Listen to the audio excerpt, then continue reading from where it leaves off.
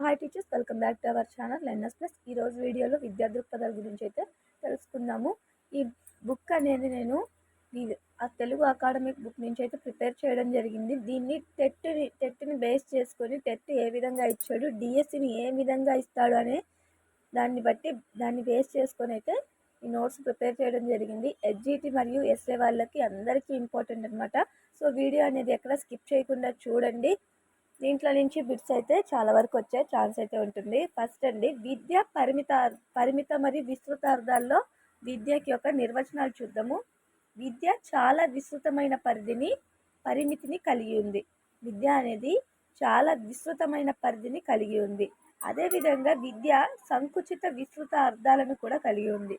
విద్య సంకుచిత అర్థము మరియు విస్తృత అర్థాలను కూడా కలిగి ఉంది. పాఠశాల ద్వారా నేర్చుకునే జ్ఞానము, మనం పాఠశాల ద్వారా నేర్చుకునే జ్ఞానం వచ్చేసి సంకుచితంగా ఉంటుంది. అదే జీవిత అనుభవాల ద్వారా నేర్చుకునే జ్ఞానం అనేది విస్తృతంగా ఉంటుంది. విద్యను సంకుచిత అర్థంలో చూసుకుంటే మాత్రం అది పాఠశాల ద్వారా నేర్చుకునే జ్ఞానము. అదే జీవిత అనుభవాల ద్వారా నేర్చుకునే జ్ఞానం అయితే విస్తృతంగా ఉంటుంది అనేసి చెప్పాడు. పరిమిత అర్థంలో విద్య అంటే వ్యక్తి అభివృద్ధి అనేసి అర్థం. పరిమిత అర్థంలో విద్య అంటే వ్యక్తి అభివృద్ధి. క్రమబద్ధమైన విద్యా విధానము పరిమిత అర్థంలో విద్య అనేది కేవలం 3Rsకు మాత్రమే పరిమితమైంది. క్రమబద్ధమైన విద్యా విధానంలో విద్య 3Rs అంటే ఏంటి? రీడింగ్, రైటింగ్, అర్థమెటిక్ అంటే చదవడం, రాయడం, లెక్కించడానికి మాత్రమే పరిమితమైంది. క్రమబద్ధమైన విద్యా విధానంలో పరిమితమైంది. దేనికి పరిమితమైంది అంటే విద్యా విధానం 3Rsకి పరిమితమైంది. 3Rs అంటే ఏంటి అంటే రీడింగ్, రైటింగ్, అర్థమెటిక్ చదవడం, రాయడం, లెక్కించడం. విస్తృత అర్థంలో విద్య అంటే కేవలం 3Rs మాత్రమే కాదు. విస్తృత అర్థంలో విద్య అంటే కేవలం 3Rs మాత్రమే కాదు, జీవితాంతం జరిగే ఒక నిరంతర ప్రక్రియ విద్య అంటే విస్తృత అర్థంలో. టు టూమ్ అంటారు కదా, మనము గర్భం నుంచి చావు వరకు ఉండే ప్రక్రియ విస్తృత అర్థంలో. విద్య పాశ్చాత్య శాస్త్రవేత్తల అభిప్రాయాలు చూద్దామండి. విద్య అనే పదం విద్ అనే సంస్కృత పదం నుండి ఆవిర్భవించింది. విద్ అంటే అర్థం ఏంటి అంటే తెలుసుకోవడం, సంభవించడం, కనుగొనడం, భావించడం, అవగాహన చేసుకోవడం అనే అర్థాలైతే ఉన్నాయి. విద్య అనే పదం విద్ అనే సంస్కృత పదం నుంచి ఆవిర్భవించింది. విద్ అంటే ఏంటి? టు నో తెలుసుకోవడం, సంభవించడం, కనుగొనడం, భావించడం, అవగాహన అనే అర్థాలైతే ఉన్నాయి. విద్య అంటే వీటన్నిటి సమ్మేళనం వల్ల కలిగే జ్ఞానం అని చెప్పవచ్చు. విద్య అంటే వీటన్నింటిని సమ్మేళనం వల్ల కలిగే జ్ఞానాన్ని విద్య అంటారు. విద్ అంటే అర్థం ఏంటి అంటే టు నో తెలుసుకోవడము. విద్యకు సమాన అర్థం గల ఆంగ్ల పదం ఏది? ఎడ్యుకేషన్. ఈ ఎడ్యుకేషన్ అనే పదము ఎడ్యుకేర్ లేదా ఎడ్యుసిర్ అనే లాటిన్ భాష నుంచి పుట్టింది. విద్యకు సమాన అర్థం గల ఆంగ్ల పదం ఎడ్యుకేషన్ అయితే ఈ ఎడ్యుకేషన్ అనే పదము ఎడ్యుకేర్ లేదా ఎడ్యుసిర్ అనే లాటిన్ భాష నుంచి పుట్టింది. ఎడ్యుకేషన్లో ఈ అంటే అర్థం ఏంటి అంటే అవుట్ ఆఫ్. డికో అంటే టు బ్రింగ్ అప్ వృద్ధిలోకి తేవడం, వృద్ధిలోకి తీసుకొని రావడం. టు లీడ్ ఫోర్త్ దారి చూపడం అనే భావన కూడా ఉంది. టు లీడ్ ఫోర్త్ దారి చూపడం అనే భావాన్ని కూడా ఇస్తుంది. ఎడ్యుకేషన్లో ఈ అంటే అవుట్ ఆఫ్, డికో అంటే టు బ్రింగ్ అప్ వృద్ధిలోకి తీసుకొని రావడం, టు లీడ్ ఫోర్త్ దారి చూపడం అనే భావాన్ని ఇస్తుంది. నెక్స్ట్ దీనికి సంబంధించిన నిర్వచనాలు చూద్దామండి. తప్పులను తొలగించి సత్యాలను అన్వేషణ చేసేది విద్య. తప్పులను తొలగించి సోక్రటీస్. తప్పులను తొలగించి సత్యాలను అన్వేషణ చేసేది విద్య అన్నది సోక్రటీస్. సత్యాలు శోకం, నిజాలు చెప్తే శోకం వస్తుంది అంటారు కదా, అలా. నెక్స్ట్ సంతోషాన్ని, బాధను సరి సమానంగా పొందగల సామర్థ్యము కలిగించేది విద్య. సంతోషం కీవర్డ్స్ సంతోషం, బాధ, ప్లేటో. సంతోషం, బాధ సరి సమానంగా పొందగల సామర్థ్యం కలిగించేది విద్య. ఒక ప్లేట్ తీసుకొని సంతోషాన్ని బాధని సరి సమానంగా పంచడం అన్నమాట. అది ప్లేటో. ఒక ప్లేట్ తీసుకొని సంతోషాన్ని బాధని సరి సమానంగా పంచడం ప్లేటో. నెక్స్ట్, దృఢమైన శరీరం దృఢమైన మనస్సును రూపొందించేది విద్య. దృఢమైన శరీరము దృఢమైన మనస్సును రూపొందించేది విద్య. దృఢమైన శరీరం దృఢమైన మనస్సు. అరిస్టాటిల్. దృఢమైన శరీరం దృఢమైన మనస్సు, స్ట్రాంగ్. అరిస్టాటిల్. నెక్స్ట్, మనుషులను సార్థకులుగా తయారు చేసేది విద్య. మనుషులను సార్థకులుగా తయారు చేసేది విద్య. కొమినియస్. మనుషులను సార్థకులుగా తయారు చేసేది విద్య అన్నది కొమినియస్. పెస్టాలజీ వచ్చేసరికి ప్రగతిశీల వికాసము. పెస్టాలజీ ప్రగతిశీల, అన్ని సుశీలమైన ప్రగతిశీల, శీల పెస్టాలజీ. నెక్స్ట్, జీవిలో ఆవరించి ఉన్నదాన్ని వివర్తనం చేసేది. జీవిలో ఆవరించి ఉన్నదాన్ని వివర్తనం చేసేది రొబెల్. సంపూర్ణ వ్యక్తిగత వికాసం అన్నది టీపీసన్. సకల శక్తి సామర్థ్యాల వికాసం చెందించేది విద్య అని చెప్పింది. సకల శక్తి సామర్థ్యాలను వికాసం చెందించేది విద్య అన్నది జాన్ డూయి. నెక్స్ట్, మనస్సును నియంత్రించడమే విద్య అన్నది ఎమర్సన్. నెక్స్ట్, వ్యక్తిలో ఆలోచన శక్తిని పెంపొందించేదే సరైన విద్య. ఆలోచన శక్తి డెక్టర్. సంపూర్ణ జీవితానికి సమయత్తపరచడమే విద్య. స్పెన్సర్.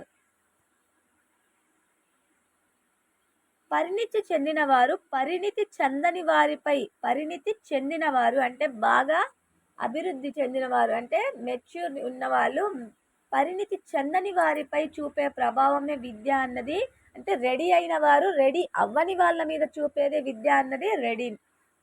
రాజకీయంగా, ఆర్థికంగా, సాంస్కృతికంగా అణిచివేసే సమాజ నిర్మితిలో అణగారిన వ్యక్తుల సృజనాత్మకతను వెలికితీసి స్వేచ్ఛను ప్రసాదించే శక్తుల పెంపొందింపజేసేదే విద్య. Follow Pierre.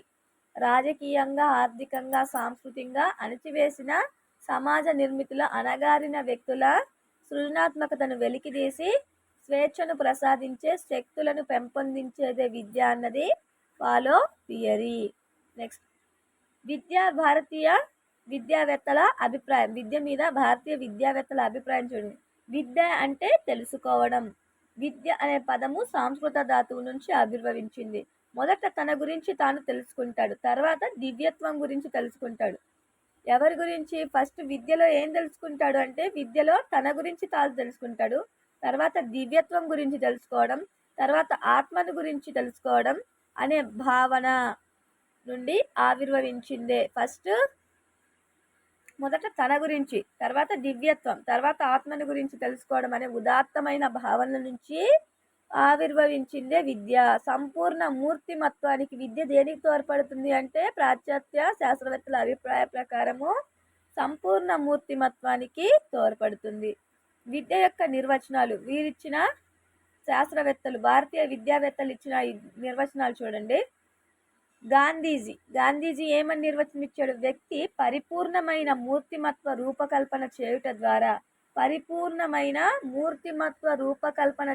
ద్వారా మంచి వ్యక్తిగా రూపుదిద్దుకొనుటకు తోడ్పడేదే విద్య. గాంధీజీ. వ్యక్తి పరిపూర్ణ వికాసం, పురోగతిని పొంది ఎదురయ్యే సమస్యల పరిష్కారం ఇవ్వగలిగేదే విద్య. పరిపూర్ణ వికాసం, పురోగతి, సమస్యలకు పరిష్కారం ఇవ్వగలిగేది విద్య అన్నది ఠాగూర్. శిశువు అభివృద్ధి జీవితాంతం కొనసాగే ప్రక్రియ.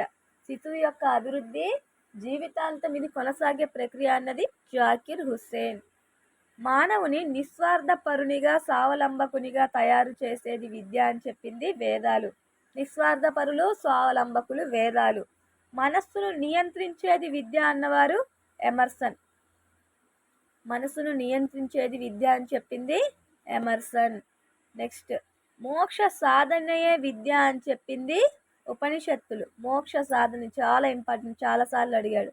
ఆత్మ సాక్షాత్కారమే విద్య శంకరాచార్య. ఆత్మ సాక్షాత్కారమే విద్య అన్నది శంకరాచార్య. మానవుల్లో అంతర్గతంగా ఉన్న దైవాంగ పరిపూర్ణతను అభివ్యక్తం చేయుటయే విద్య అని చెప్పింది. మానవుల్లో అంతర్గతంగా దాగి ఉన్న శక్తులను అభివ్యక్తం చేయడమే విద్య అన్నది స్వామి వివేకానంద. ప్రజల అవసరాలకు ఆశయాలకు తగ్గినట్టు ఉన్నదే విద్య అని చెప్పింది. ప్రజల అవసరాలకు ఆశయాలకు తగినట్టు ఉన్నదే విద్య అని చెప్పింది డిఎస్ కొఠారి. నెక్స్ట్, విద్య దాని యొక్క స్వభావం చూసుకుంటే శరీరంలో, మనస్సులో, ఆత్మలో నిక్షిప్తమై ఉన్న అత్యున్నత శక్తులను వెలికి తీయడమే విద్య. విద్య అనేది వెలికి తీయడం విద్య. జీవితమే ఒక విద్య. అదేవిధంగా విద్య అనేది నిరంతర ప్రక్రియ. వ్యక్తిలో ప్రవర్తన మార్పులను ఆశిస్తూ మానవ ప్రగతికి దిశానిర్దేశాన్ని సూచించేది విద్య. పరివర్తన మార్పులు మరియు ప్రవర్తన మార్పులను సూచించి దిశానిర్దేశాన్ని సూచించేది విద్య. విద్య యొక్క స్వభావం కానిది ఏది అనేసి అడగొచ్చు. విద్య స్వభావాల్లో కరెక్ట్ అయింది ఏది అనేసి అడగొచ్చు. శరీరంలో, మనసులో, ఆత్మలో నిక్షిప్తమైన అత్యున్నత శక్తులను వెలికి తీసేది విద్య. నిరంతర ప్రక్రియ విద్య. అలాగే జీవితాంతం కొనసాగే ప్రక్రియ. జీవితమే ఒక విద్య. పరివర్తన మరియు ప్రవర్తన మార్పులను ఆశించి మానవ ప్రగతికి తోడ్పడేది విద్య. క్రియాశీల సృజనాత్మకత, ప్రయోగాత్మకతను పెంపొందించేది విద్య. నెక్స్ట్, భారతదేశంలో స్వదేశీ ఎలిమెంటరీ విద్యా విధానం, దాని యొక్క చారిత్రాత్మక దృష్టి మనం చూసుకున్నట్లయితే ప్రాచీన విద్యా విధానాన్ని ముఖ్యంగా 4 చతుర్వర్ణాలుగా వివరించారు. మొత్తం భారతదేశంలో స్వదేశీ ఎలిమెంటరీ విద్యా విధానంలో ప్రాచీన విద్యా విధానాన్ని ముఖ్యంగా 4 చతుర్వర్ణాలుగా విభజించారు. అవి ఒకటి బ్రాహ్మణ, క్షత్రియ, వైశ్య, శూద్ర. ఇందులో వచ్చేసి ఆశ్రమ విధానంలో విద్యను అభ్యసించేవారు. ఈ 4 వర్ణాల్లో ఏం జరిగేదంటే ఆశ్రమ విధానంలో విద్యను అభ్యసించేవారు. విద్యా బోధన అనేది ఒక నియమిత కాలము, నియమిత అంశాలు బోధించాలనే అంశాలకు పరిమితం కాకుండా అవసరము, అవకాశాలను బట్టి సందర్భానుసారంగా విద్యా బోధన అనేది జరిగింది. ప్రాచీన కాలంలో విద్యా బోధన ఒక నియమిత కాలము, నియమిత అంశాలకు మాత్రమే పరిమితం కాలేదు. విద్య అనేది వాళ్ళ అవసరము, అదేవిధంగా అవకాశాలను బట్టి సందర్భానుసారంగా బోధన అనేది జరిగింది. వార్షిక పరీక్షలు అనే భావనలు ఇక్కడ లేకుండా ధర్మసూత్రాలు, సత్యం, న్యాయం, సామాజిక ప్రాతిపదికన వ్యక్తి అభిరుచిని బట్టి ఆయా రంగాల్లో విద్యా బోధన అనేది ఇచ్చేవారు. వాళ్ళకి తర్ఫీద్ అనేది. వార్షిక పరీక్షలు అనే భావన లేదు ప్రాచీన విద్యా విధానంలో. అక్కడ ధర్మసూత్రాలు, సత్యం, న్యాయం అనే సామాజిక ప్రాతిపదికన వ్యక్తి అభిరుచిని బట్టి వాళ్ళకి తర్ఫీద్ అనేది ఇచ్చేవారు. అంతిమంగా పరీక్షలు, పోటీలు, ప్రతిభా పాఠవాలు, ప్రదర్శన ఇవి నిర్వహించి వాళ్ళని యోధులకు సన్మానాలు, పట్టాలు అనేవి అందజేసేవారు. అనంతర కాలంలో మత ఛాందస విద్యా విధానం అంటే ఒక్కొక్క మతానికి ఒక్కొక్క విద్యా విధానం అనేది ఏర్పడిందనమాట. ఇక్కడ చూడండి, మత బోధనలు, ధర్మ ప్రవచనాలు, గణితం, తర్కశాస్త్రం, న్యాయశాస్త్రంలో వృత్తి విద్యలు, శ్రమకు ప్రాధాన్యత ఇవ్వబడింది. మత బోధనలు, ధర్మశాస్త్రం, గణితం, తర్కశాస్త్రం, న్యాయశాస్త్రంలో వృత్తి విద్యలకు, శ్రమకు ప్రాధాన్యత ఇవ్వబడింది. తర్వాత అనంతర కాలంలో హిందూ మతంలో భేదభావాలు, శైవ, వైష్ణవ, చార్వక, వీర వైష్ణవ, వీర శైవ ప్రాబల్యాల విద్యా విధానంలో కొత్త సంస్కరణలు తెచ్చినప్పటికీ సామాజిక కట్టుబాట్లు, నియమ నిబంధనలు, విలువలు, ఆచరణలు తగ్గి బోధకులు, గురువుల ఆలోచనలో వికృత ఆలోచనలు చోటు చేసుకోవడం జరిగింది. వికృత ఆలోచనలు. అనంతర కాలంలో హిందూ మతంలో భేదభావాలు, శైవ, వైష్ణవ, చార్వక, వీర వైష్ణవ, వీర శైవ ప్రాబల్యాల విద్యా విధానంలో కొత్త సంస్కరణలు అనేవి జరిగి సామాజిక కట్టుబాట్లు, నియమ నిబంధనలు, విలువలు అనేవి ఆచరణ తగ్గి బోధకులు మరియు గురువుల ఆలోచనల్లో వికృత భావాలనేవి చోటు చేసుకోవడం జరిగింది. జైన బౌద్ధ మతాల ఆవిర్భావం అనంతరం విద్యా విధానంలో చాలా మార్పులు అనేవి చోటు చేసుకున్నాయి. బౌద్ధంలో చూసుకున్నట్లయితే బౌద్ధ మతంలోకి వచ్చేసరికి బౌద్ధ మతంలో వచ్చేసి మహాయాన, హీనయాన, జైన మతంలో వచ్చేసరికి శ్వేతాంబరులు, దిగంబరులు అనే వర్గ పోరాటాలు కొనసాగాయి. బౌద్ధంలో మహాయాన, హీనయాన వర్గాలు, జైన మతంలో శ్వేతాంబరులు, దిగంబరులు అనే పోరాటాలు కొనసాగాయి. అయినప్పటికీ ప్రజల్లో విద్య పట్ల మంచి శ్రద్ధ అనేది ఏర్పడింది బౌద్ధ మతంలో. దానికి అనుగుణంగా ఆనాటి ఆంగ్లేయులు వారి ఆలోచనల వల్ల మన విద్యా వ్యవస్థలో పెను మార్పులు చోటు చేసుకున్నాయి. ఆర్యావర్తంలో ఏం జరిగింది? నలంద, తక్షశిల, కాశీ, అయోధ్య వంటి ప్రదేశాల్లో విద్యాపీఠాలు మరియు విశ్వవిద్యాలయాలు ప్రారంభించబడ్డాయి. నలంద, తక్షశిల, కాశీ, అయోధ్య వంటి ప్రదేశాల్లో విద్యాపీఠాలు, విశ్వవిద్యాలయాలు స్థాపించబడ్డాయి. నెక్స్ట్, బౌద్ధ మత ప్రాబల్యం కలిగిన రాచరిక స్థానాల్లో విద్యాపరమైన మదోమేధనము, ధర్మ సమ్మేళనాలు జరిగాయి. బౌద్ధ మత ప్రాబల్యం కలిగిన రాచరిక స్థానాలలో విద్యాపరమైన మదోమేధనం మరియు ధర్మ సమ్మేళనాలు జరిగాయి.